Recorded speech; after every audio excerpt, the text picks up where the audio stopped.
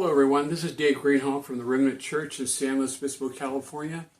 Today I want to talk about 7 prophetic promises that God has waiting for every believer that has given their heart to Jesus and is living for Jesus. So let's get started on this.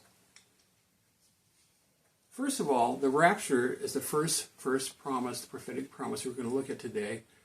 And it says in 1 Thessalonians 4 that Jesus shall send the sound of a trump, and from the heaven the dead in Christ shall rise, and then right after that, that those still alive will be taken away also. And when that happens, our bodies, if we're dead, will be rematerialized into immortal bodies, and those still living will do the same thing. Their bodies will be transformed to immortal bodies. Now what does that mean? That means that our bodies will become perfect. Our bodies will be made so we can never age again. Our bodies will be made so we can be with Jesus, with God in heaven forever. Forever. That's a good thing, isn't it? In John 14:2-3, it says, "My Father's house has many rooms. If it were not so, I would have told you so. That I am going there to prepare a place for you. And if I go and prepare a place for you, I will come back and take you with me, and there that you may also be where I am."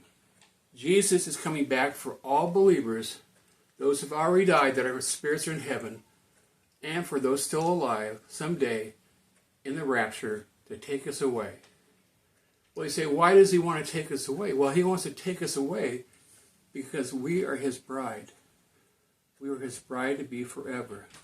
And also, he wants to spare us from the tribulation that's coming.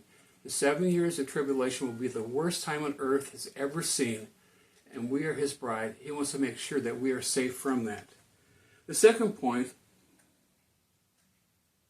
is that the bride to be in the Father's house, that would be us. And he's taking us away because he's already went to prepare a place for us, it says there in the scripture in John. The bride, just like in the Galilean wedding, was promised to the groom, and the groom would go away until the father said the room was prepared properly and it was time, and then he would come back to get the bride. So it is the same picture you can see in the rapture. When God the Father says, "Jesus, it's time, son," he's coming back to get all of those that have previously died, their spirits are with him, and for those that still are living, and their bodies will be transformed into immortal bodies. Point number 3 is judgment seat of Christ. It says in 2 Corinthians 5:10 that we shall appear before the judgment seat of Christ to receive the things done in our body. Does this have anything to do with salvation? No. It's a judgment seat to receive rewards from Jesus, the crowns that we will lay at his feet. And that has to happen before we come back for the marriage supper and the Lamb. That is something to look forward to. I'm not looking forward to getting crowns for myself. They're crowns that I'm going to lay at Jesus' feet and tell him and show him how much I love him and how much he's done for me. Point number 4 is marriage of the Lamb. And that will come later on. It says in Revelation 19:7-8 that let us rejoice and be glad and glory in him. For the wedding of the Lamb has come, and his bride has made herself ready in fine linen, bright and clean. We are given this to wear. When we go to heaven, we will get those robes from Jesus. When we go to heaven, after we come from the judgment seat and get the crowns, we'll have the crowns, we'll have the robe, and we'll be his bride, dressed properly and made perfectly before him. The fifth point after that is, triumphal return. The triumphal return.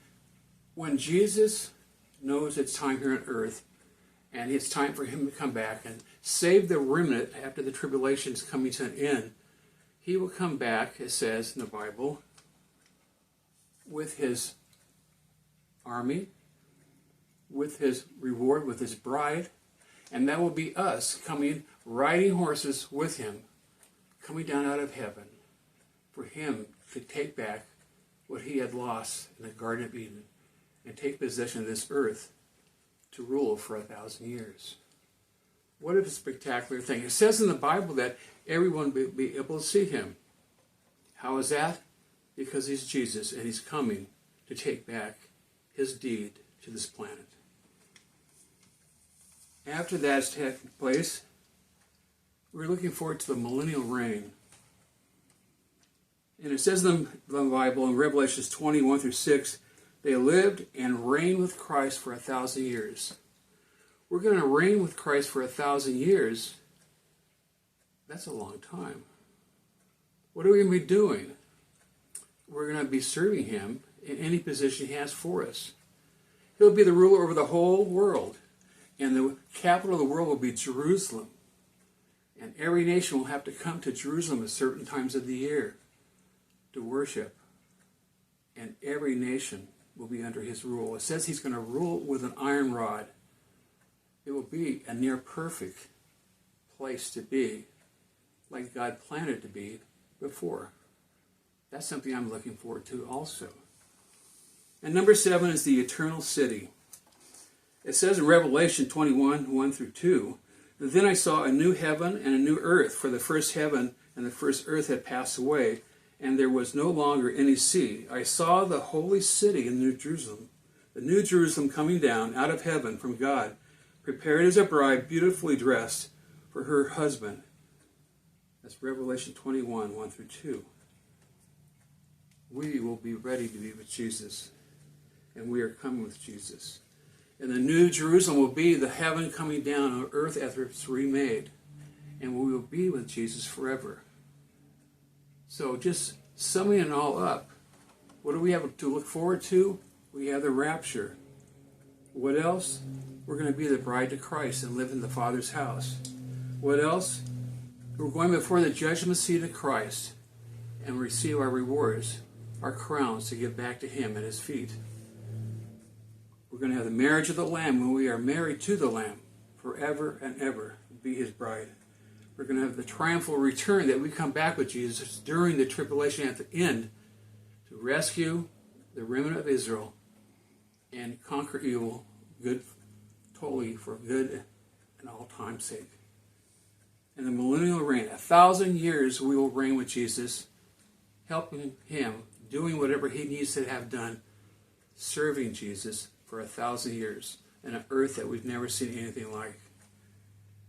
And the eternal city, number 7, we will be a part of all that, living here on the redone new earth and new heaven with Jesus and God the Father forever and ever.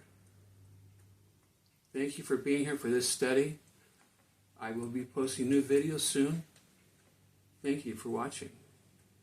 And be looking forward to Jesus' return.